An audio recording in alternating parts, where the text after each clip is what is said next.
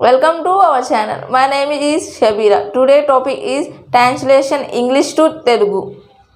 Why are you cutting the trees now? Why? WH words. R helping verb. U subject. Cutting V4. The trees object. Now keyword. It is present continuous questioning.